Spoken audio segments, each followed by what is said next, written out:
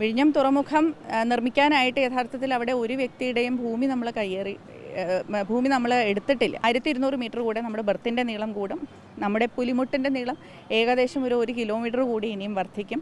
71 ഹെക്ടയർ നമ്മൾ ഭൂമി വീണ്ടെടുക്കും, കടലിൽ നിന്നും റീക്ലെയിം ചെയ്യും. കേരളത്തിൻ്റെ വികസന സ്വപ്നമായ വിഴിഞ്ഞം അതിൻ്റെ 2ാം ഘട്ട നിർമ്മാണ ഉദ്ഘാടനത്തിലേക്ക് കിടക്കുകയാണ്. മുഖ്യമന്ത്രി പിണറായി വിജയൻ ഈ മാസം 24-ന് നിർമ്മാണ ഉദ്ഘാടനം നിർവഹിക്കും. വിഴിഞ്ഞത്തിൻ്റെ നായിക MD ദിവ്യ എസ് അയ്യർ റിപ്പോർട്ടറിനൊപ്പം ചേരുകയാണ്. കേരളത്തിൻ്റെ വലിയ വികസന പദ്ധതിയാണ്. വലിയ വിവാദങ്ങളെയൊക്കെ മറികടന്നുകൊണ്ടാണ് 2ാം ഘട്ട നിർമ്മാണ ഉദ്ഘാടനത്തിലേക്ക് കിടക്കുന്നത്. അപ്പോൾ അതിൻ്റെ MD എന്നുള്ള നിലയിൽ എന്താണ് പറയാനുള്ളത്? ഒത്തിരി ചാരിതാർത്ഥ്യമുണ്ട്. ഇപ്പോൾ സൂചിപ്പിച്ച പോലെ തന്നെ എല്ലാ വശങ്ങളിൽ നിന്നുമുള്ള വെല്ലുവിളികൾ തരണം ചെയ്ത് നമ്മൾ ഒരു വികസന വിസ്മയം തീർത്തിരിക്കുകയാണ് എന്ന് തീർച്ചയായിട്ടും പറയാൻ സാധിക്കും. നമുക്കെല്ലാവർക്കും അറിയാവുന്നതുപോലെ ഇപ്പോൾ 1 വർഷം കഴിഞ്ഞിട്ടേ ഉള്ളൂ നമ്മൾ വിഴിഞ്ഞം തുറമുഖം നാടിന് സമർപ്പിച്ച് അത് വാണിജ്യാടിസ്ഥാനത്തിൽ നമ്മൾ പ്രവർത്തനം ആരംഭിച്ച് അതിനോടകം തന്നെ നമ്മുടെ പ്രതീക്ഷിതമായിട്ടുള്ള ലക്ഷ്യങ്ങൾ കടന്നുകൊണ്ട് മുന്നോട്ട് പോകാനായിട്ട് നമുക്ക് നമ്മുടെ വളരെ മികവാർന്ന പ്രവർത്തനത്തിലൂടെ സാധിച്ചിട്ടുണ്ട്. അപ്പോൾ 1.5 മില്യൺ TUs ആണ് ഇപ്പോൾ നമ്മൾ എത്തി നിൽക്കുന്ന ഒരു ലക്ഷ്യം എന്നുള്ളത്. അപ്പോൾ ആദ്യ വർഷത്തിൽ നമ്മൾ 1 മില്യൺ TUs ആണ് ശരിക്കും ലക്ഷ്യം വെച്ചിരുന്നത്. അപ്പോൾ അതിൻ്റെ ഒരു പകുതിയും കൂടെ നമുക്ക് ഇതിനോടകം കൈവരിക്കാനായിട്ട് സാധിച്ചിട്ടുണ്ട്. അപ്പോൾ ഇനി അടുത്ത ഘട്ട നിർമ്മാണത്തിലേക്ക് നമ്മൾ കടക്കുകയാണ്. ഇതിൻ്റെ ഏറ്റവും വലിയൊരു സവിശേഷത എന്ന് പറയുന്നത് യഥാർത്ഥത്തിൽ ആദ്യകാലത്തിൽ കരാർ ഒപ്പിട്ട സമയത്ത് 2045 കൂടിയാണ് നമ്മൾ സമ്പൂർണ്ണ വികസനം തുറമുഖത്തിൻ്റെ ലക്ഷ്യമിട്ടിരുന്നത്. പക്ഷേ ഇപ്പോൾ നമ്മുടെ സർക്കാർ നടത്തിയ ഒരു ഇടപെടലിൻ്റെ ഫലമായിട്ട് ഇടയ്ക്ക് വെച്ച് നമുക്കെല്ലാവർക്കും അറിയാവുന്ന പോലെ VGFൻ്റെ പ്രശ്നങ്ങളുണ്ടായിരുന്നു, ഒരു ആർബിട്രേഷൻ കേസ് ഉണ്ടായിരുന്നു. അപ്പോൾ ഈ ആർബിട്രേഷനൊക്കെ തരണം ചെയ്ത് നിയമപരമായിട്ടുള്ള കുരുക്കുകളെല്ലാം തരണം ചെയ്ത് എങ്ങനെയാണ് നിർമ്മാണ പ്രവർത്തനം ആരംഭിക്കാൻ പോകുന്നത് എന്നുള്ള ഒരു ആശങ്കയിൽ നിന്ന ഒരു ഘട്ടമുണ്ടായിരുന്നു. അപ്പോൾ അവിടെ നിന്നും മാറിക്കൊണ്ട് ആദ്യഘട്ട നിർമ്മാണം നമ്മൾ പൂർത്തിയാക്കി. ഇനി അടുത്ത ഘട്ടങ്ങൾ 2, 3, 4 ഘട്ടങ്ങളാണ് നമ്മൾ കരാറിൽ ആവിഷ്കരിച്ചിരിക്കുന്നത്. അപ്പോൾ ഈ 2, 3, 4 ഘട്ടങ്ങൾ 2045 കൂടി പൂർത്തിയാകുമെന്ന് പറയുമ്പോൾ അതൊരു വിദൂര സ്വപ്നമായിട്ട് വീണ്ടും നിൽക്കുകയാണ്. ഇപ്പോൾ സമുദ്രാധിഷ്ഠിത ചരക്ക് നീക്കത്തിൽ ആ ഒരു വാണിജ്യ അടിസ്ഥാനത്തിൽ നമ്മളൊരു മാരിടൈം ട്രേഡ് എന്ന ആഗോള വ്യവസ്ഥയിൽ നോക്കുമ്പോൾ ഇപ്പോഴുള്ള നമ്മുടെ സാധ്യതകൾ എന്ന് പറയുന്നത് അമൂല്യമാണ്. അപ്പോൾ ആ അവസരം നമ്മൾ കളയാൻ പാടില്ല എന്നുള്ളത് മനസ്സിലാക്കിക്കൊണ്ടാണ് യഥാർത്ഥത്തിൽ 2045 പൂർത്തീകരിക്കേണ്ടിയിരുന്ന വികസന പ്രവർത്തികൾ ഇപ്പോൾ പുതിയ നമ്മുടെ സപ്ലിമെൻ്ററി കരാർ അനുസരിച്ച് 2028 നമ്മൾ പൂർത്തീകരിക്കും. നമ്മൾ ഈ പദ്ധതിയായിട്ട് വരുമ്പോൾ ആദ്യഘട്ട ഉദ്ഘാടനമൊക്കെ നടത്തുമ്പോൾ പ്രതിപക്ഷമൊക്കെ പറഞ്ഞിരുന്നത് ഇത് അടുത്തൊന്നും നടക്കാൻ പോകുന്നില്ല, സർക്കാരിൻ്റെ വെറും PR ആണ്, പ്രദർശനമാണെന്നൊക്കെയാണ്. പക്ഷെ അതൊക്കെ മറികടന്നുകൊണ്ടാണ് വരുന്നത് അല്ലേ? അതെ, തീർച്ചയായിട്ടും. ഈ പറഞ്ഞ ഒരു സ്വപ്ന സാക്ഷാത്കാരം എന്നുള്ളത് നമ്മുടെ കൺമുന്നിൽ നമ്മൾ കാണുകയാണ് ഇപ്പോൾ. അപ്പോൾ വെറും വാക്കല്ല, വികസനത്തിൻ്റെ യഥാർത്ഥ നാൾവഴികളിലൂടെയാണ് നമ്മൾ ഈ കടന്നു പോകുന്നത്, ഈ ചരിത്രം സൃഷ്ടിക്കുന്നത് എന്നുള്ളത് നമ്മുടെ വിമർശിച്ചവർക്കുള്ള മറുപടി കൂടിയല്ലേ ഈ 2ാം ഘട്ട ഉദ്ഘാടനം? തീർച്ചയായിട്ടും. വിമർശനം എന്നുള്ളത് അങ്ങനെ നെഞ്ചിലേറ്റുന്ന വ്യക്തികളല്ല നമ്മളാരും. സർക്കാരിൽ എല്ലാവരും തന്നെ നമ്മുടെ കാഴ്ച എന്ന് പറയുന്നത് തീർച്ചയായിട്ടും നമ്മുടെ ലക്ഷ്യത്തിൽ നിന്നും പതറാത്ത രീതിയിൽ തന്നെ നിശ്ചയദാർഢ്യത്തോടുകൂടി ഇച്ഛാശക്തിയോടുകൂടി നമ്മളെ നയിക്കുന്ന മുഖ്യമന്ത്രിയുടെ നിർദ്ദേശമനുസരിച്ച് നമ്മൾ ഓരോരുത്തരും മുന്നോട്ട് പോയിട്ടുണ്ട്. ഇപ്പോൾ വിസിൽ എന്ന് പറയുമ്പോൾ ശരിക്കും ബോർഡിൻ്റെ ചെയർമാൻ ബഹുമാനപ്പെട്ട മുഖ്യമന്ത്രിയാണ്. അപ്പോൾ ഓരോ വിഷയവും നമ്മൾ ബോർഡിൽ വെച്ച് ചർച്ച ചെയ്യുകയും അവിടെ നിന്നും ലഭിക്കുന്ന നിർദ്ദേശങ്ങൾ അനുസരിച്ച് സധൈര്യം സാഹസികമായി തന്നെ മുന്നോട്ട് പോകാനുള്ള ഒരു ആത്മധൈര്യത്തോടു കൂടിയാണ് ഒറ്റ ടീമായി ഞങ്ങളെല്ലാവരും പ്രവർത്തിച്ചു. പദവിയിലേക്ക് വന്നപ്പോൾ വ്യക്തിപരമായി ദിവ്യ എസ് അയ്യരും വലിയ വിമർശനങ്ങളൊക്കെ നേരിട്ടിട്ടുണ്ട്, സൈബർ ആക്രമണം ഉൾപ്പെടെ. പക്ഷേ ഈ 2ാം ഘട്ട ഉദ്ഘാടനത്തിലേക്ക് കിടക്കുമ്പോൾ ഒരു ചാരിതാർത്ഥ്യമില്ലേ? കാരണം ഒരു MD എന്നുള്ളതിൽ, ഒരു വനിത എന്നുള്ളതിൽ സർക്കാർ ഏൽപ്പിച്ച ഉത്തരവാദിത്തം അത് കൃത്യമായി ചെയ്യാൻ ഇതുവരെ സാധിച്ചിട്ടുണ്ട്. അങ്ങനെ തന്നെയല്ലേ? ഒരു വലിയ ഉത്തരവാദിത്തം നിറവേറ്റാൻ പറ്റിയിട്ടില്ലേ? അതെ, തീർച്ചയായിട്ടും. അത് ആ ഒരു സമയത്തിൽ ഈ ഒരു ഉത്തരവാദിത്തം എന്നിൽ നിക്ഷിപ്തമായി എന്നുള്ളത് തന്നെ ഒരു വലിയ സൗഭാഗ്യമായിട്ടാണ് ഞാനും കരുതുന്നത്.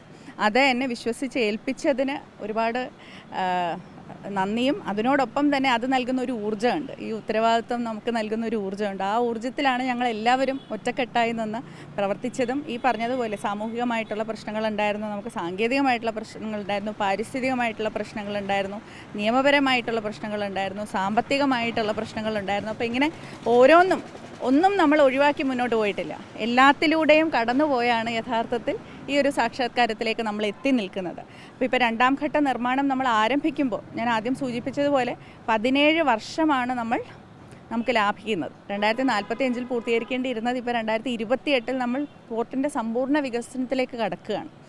അതും നമ്മൾ ഇപ്പോൾ 2014 നമ്മൾ കരാർ വെക്കുന്ന സമയത്ത് പോർട്ടിൻ്റെ സമ്പൂർണ്ണ വികസനമാകുമ്പോഴും നമ്മൾ ഒരുപക്ഷെ 3 മില്യൺ TEUs എന്നുള്ള ഒരു ലക്ഷ്യത്തിലായിരുന്നു നിന്നുകൊണ്ടിരുന്നത്.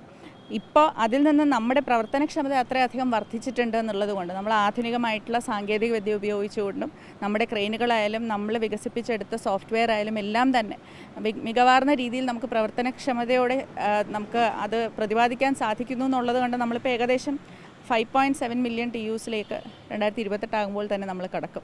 നാട്ടുകാരുടെ പ്രശ്നങ്ങളൊക്കെ ഒരുവിധമൊക്കെ പരിഹരിച്ചിട്ടുണ്ടോ? ഇനിയിപ്പോൾ അത്തരം പ്രതിഷേധങ്ങൾക്കൊന്നും ഇനി സാധ്യതയില്ലല്ലോ അല്ലേ?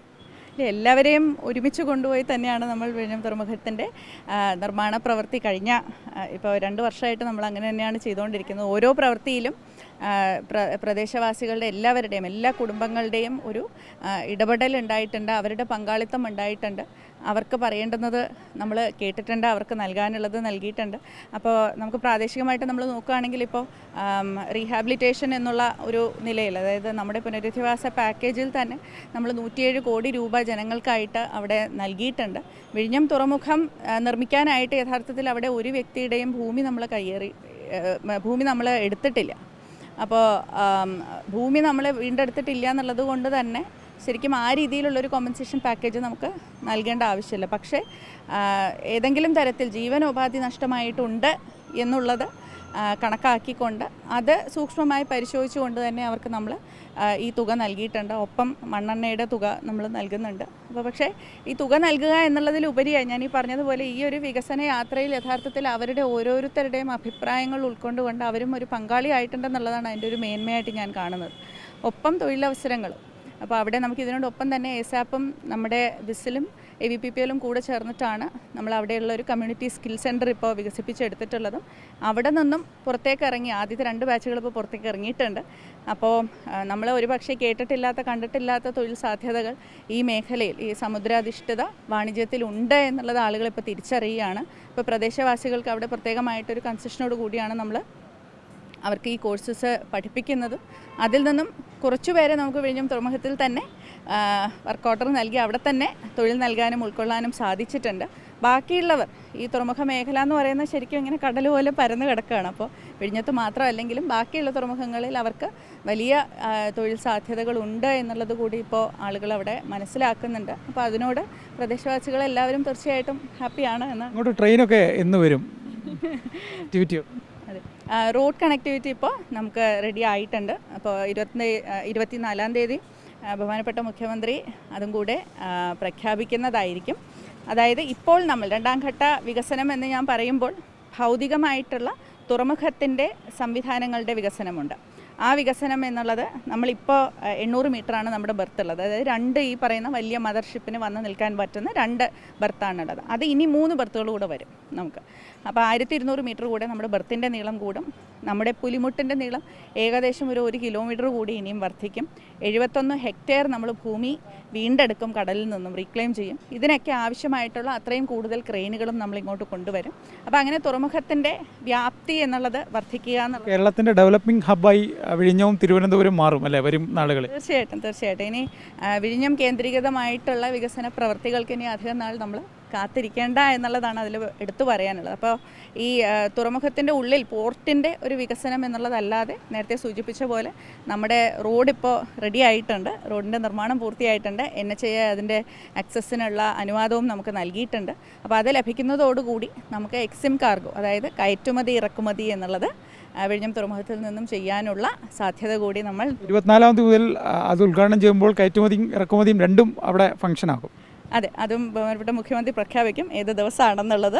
അപ്പോൾ അതിനുള്ള തയ്യാറെടുപ്പുകളെല്ലാം സമ്പൂർണ്ണമാണ് തീർച്ചയായിട്ടും. അപ്പോൾ ഇതുവരെ നമ്മൾ ട്രാൻസ്ഷിപ്മെൻറ്റിലായിരുന്നു കേന്ദ്രീകരിച്ചുകൊണ്ടിരുന്നത്. ട്രാൻസ്ഷിപ്മെൻറ്റിൽ ഇന്ത്യയിൽ തന്നെ ഏറ്റവും പ്രമുഖമായിട്ടുള്ള ട്രാൻസ്ഷിപ്മെൻറ്റ് ഹബ്ബായ ഒരു വർഷത്തിനോടകം തന്നെ വിഴിഞ്ഞം മാറിക്കഴിഞ്ഞിരിക്കുകയാണ്. അപ്പോൾ അടുത്ത പടിയായി നമ്മൾ കയറ്റുമതി ഇറക്കുമതി എന്നുള്ളതും കൂടി വിഴിഞ്ഞം തുറമുഖത്തിലൂടെ നടത്തുവാനുള്ള പ്രാപ്തി ഇപ്പോൾ ആർജിച്ചിരിക്കുകയാണ്. അതിന് വേണ്ടിയിട്ടുള്ള അനുമതികളും മറ്റു കാര്യങ്ങളും എല്ലാം ആയിട്ടുണ്ട്. റോഡ് ആക്സസും ആയിട്ടുണ്ട്. ആ പ്രഖ്യാപനവും അന്ന് തന്നെ ഉണ്ടായിരിക്കും. എന്തായാലും വിഴിഞ്ഞത്തിൻ്റെ നായിക MD ദിവ്യ എസ് അയ്യരാണ് റിപ്പോർട്ടറിനോടൊപ്പം ചേർന്നത്. വികസനം കുതിപ്പിലാണ് വിഴിഞ്ഞത്തെ കേന്ദ്രീകരിച്ചായിരിക്കും കേരളത്തിൻ്റെ വികസനം എന്ന് തന്നെയാണ് ദിവ്യ എസ് അയ്യർ പറഞ്ഞു വയ്ക്കുന്നത്. റിപ്പോർട്ടർ കൊല്ലം.